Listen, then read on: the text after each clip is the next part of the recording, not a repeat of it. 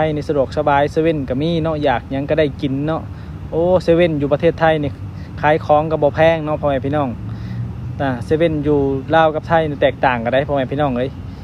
น้ำบอกน้ำหวานอยู่ประเทศไทยนี่15 บาทไปซื้ออยู่ลาวนี่60 บาทเนาะเอาว่าง่ายๆขนมหวานบะพรเข้าไปเซเว่นลาวเข้าข้างเดียวเนาะเพราะว่าอยู่ลาวอยู่สวรรณเขตมีแค่2เซเว่นเนาะบะพรเข้าไปแค่เซเว่นเดียวเนาะบะพรเห็นของซื้อของกินกะมันเป็นของนำเข้าก็สิค่อนข้างแพงเนาะพ่อแม่พี่น้องแพงได้อยู่ลาวเนาะเพราะบะพรเห็นขนมเม็ดข้าวโพดนะทุกคนขนมหวานนะอยู่ไทยนี่ขายกล่องละ15 บาทอยู่ประเทศลาวขายกล่องละ60 บาทเนาะ60 บาทแล้วมัน30,000 กีบเนาะ30,000 กีบ20,000 กีบ30,000 กีบเท่ากับ20 บาท20 บาทนี่เท่ากับ12,000 กีบเนาะ10,000 กีบและ12,000 กีบเนาะแต่ว่าไปซื้อตามแม่ค้าเช่าขายบางคนเพิ่นก็กดเรทเงินบาทเนาะแม่ค้ามันหัวหมอเนาะบางคนถ้าไปซื้อจริงๆนะตัดตามเรทแล้วอันนี้บ่พรว่าตามราคาเรทเงินบาทอยู่ประเทศไทยถ้าเราไปแลกเปลี่ยนจริงๆตามอัตราแลกเปลี่ยนกับมัน20 บาทมัน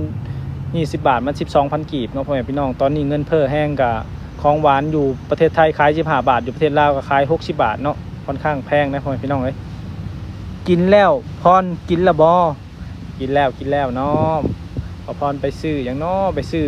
โอ้มาประเทศไทยเนาะพ่อแม่พี่น้องเงิน100เนี่ยกินได้ทั้งวันได้อยู่ประเทศลาวนี่กินบ่ได้ได้100เจ้ากินบ่ฮอดได้กินมื้อ1บ่ได้ได้ถ้าซื้อกินเนาะซื้อกินใน100บ่ได้เนาะพ่อแม่พี่น้อง100กินบ่ได้เนาะกินได้แต่จะกินแบบไรแหละบ่พรบ่เห็นเนาะของกินอยู่ประเทศลาว100เนี่ยกินให้อิ่มคือประเทศไทยมันกินบ่ได้เนาะแต่บ่เห็นว่าบ่พรเว้าแนวบ่ดีเนาะกะมันก็มีข้อดีข้อเสียเนาะพ่อแม่พี่น้องแต่ค่อนข้างการซื้อการกินนี่ค่อนข้างแพงเนาะอยู่ประเทศลาวเพราะว่าบ่พรกลับบ้านนี่มีเงินอยู่ 20,000 เนาะ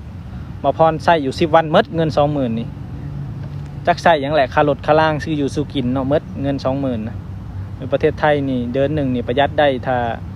เดือนนึงนี่ 2-3,000 บาทสบายเนาะประเทศลาวบ่ได้พ่อแม่พี่น้อง1,000ถ้าจะไปซื้อกินอยู่ได้อยู่มื้อนึง2 มื้อถ้าซื้อไม่เฮ็ดกินก็หมดคือเก่าของมันแพงเนาะสวัสดีเด้อพี่ๆทุกคนเนาะบ่พรได้มาฮอดมาถึงประเทศไทยแล้วขอบขอบใจประเทศไทยเนาะที่มีเวกเฮ็ดงานทำเนาะคนลาวทุกคนก็ลืมตาอ้าปากได้ย้อนประเทศไทยพ่อแม่พี่น้องคนลาวคนเขมรก็มาเฮ็ดงานอยู่ไทยเนาะแต่ช่วงนี้เขมรกับไทยก็บ่ค่อยลงรอยกันเนาะพ่อแม่พี่น้องก็ฝากเป็นกำลังใจให้พ่อแม่พี่น้องชาวฝั่งไทยสู้ๆเนาะ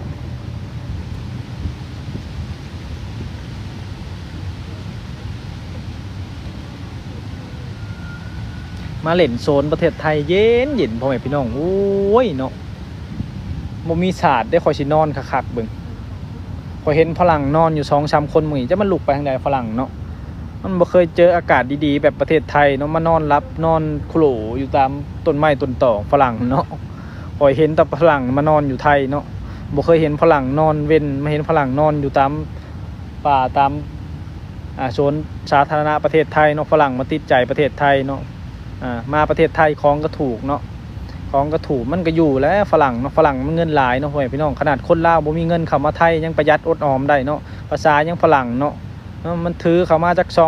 2-3 พันดอลนี่มันอยู่ได้กินหดหาเดินเพราะแล้วเห็นมันชื่อประหยัดเนาะประเทศไทยนี่เงิน30 บาทก็กินข้าวอิ่มได้ย่างไปแล้วเนาะย่างไปหาร้านไก่ไม้ละ10 บาทเนาะ30 บาทนี่ข้าวเหนียวห่อละ5 บาท2 ห่อไม้ละ2 ไม้กินอิ่มแล้วกินกับน้ำจิ้มแจ่วโอ้ยสบายอยู่ประเทศไทยเนาะนี่แหละข้อดีของประเทศไทยมีหลายอย่างหลายสิ่งเนาะพ่อแม่พี่น้องคนลาวนี่ถ้าเขามาเฮ็ดงานอยู่ไทยถ้าประหยัดอดออมบ่ติดลิ้นติดเที่ยวนี่เขาบอกตรงมีเงินเก็บทุกคนได้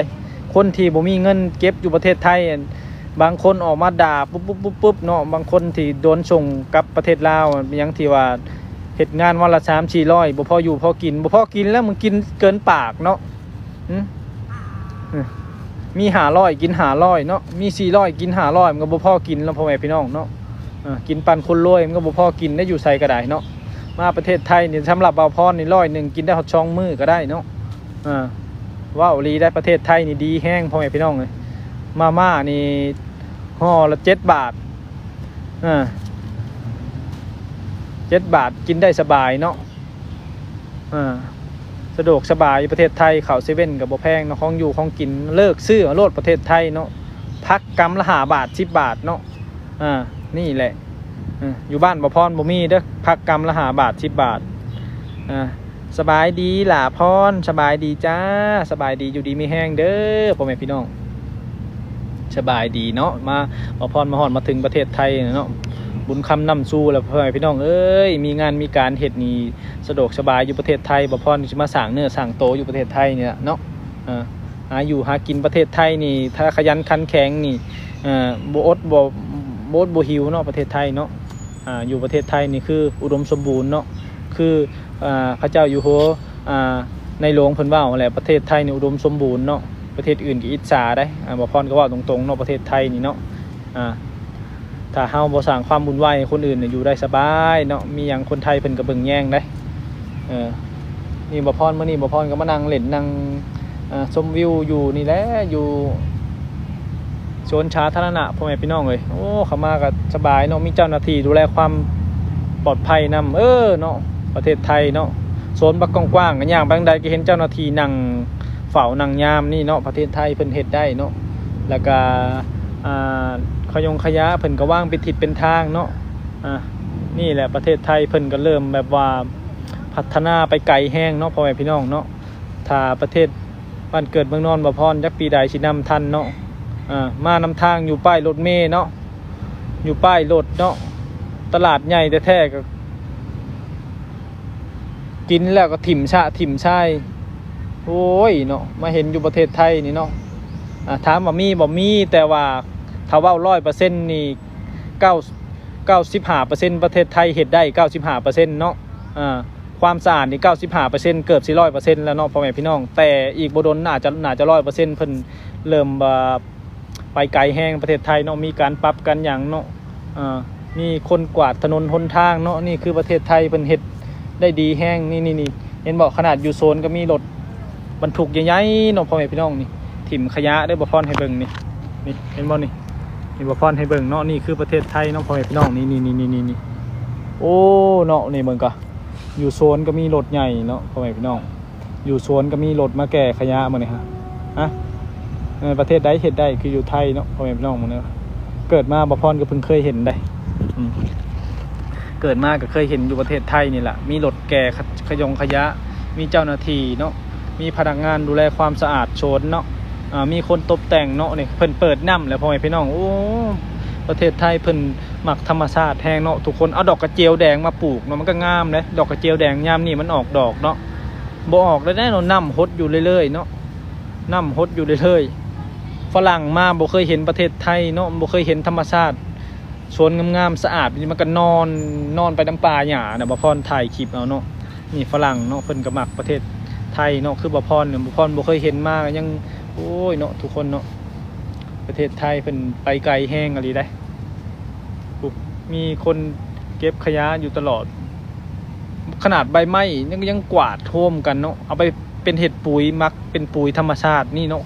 ประเทศไทยเนาะความคิดเพิ่นสร้างสรรค์เนาะทุกคนการมักการดองใบไม้ใบหญ้าก็เห็ดปุ๋ยเป็นธรรมชาติยังไปเห็ดอีหยังอีกโอ้มันก็สร้างเป็นเนาะพ่อแม่พี่น้องนี่บ่พรอยู่นี่ห่มเย็นๆพ่อแม่พี่น้องลมได้มื้อนี้เงินมีเมฆครึมๆเนาะอากาศดีมื้อนี้นะสวัสดีพ่อแม่พี่น้อง500-600 คนเด้อเข้ามาแล้วฝากเป็นกำลังใจให้บ่พรเด้อเนาะฝากกดติดตามแล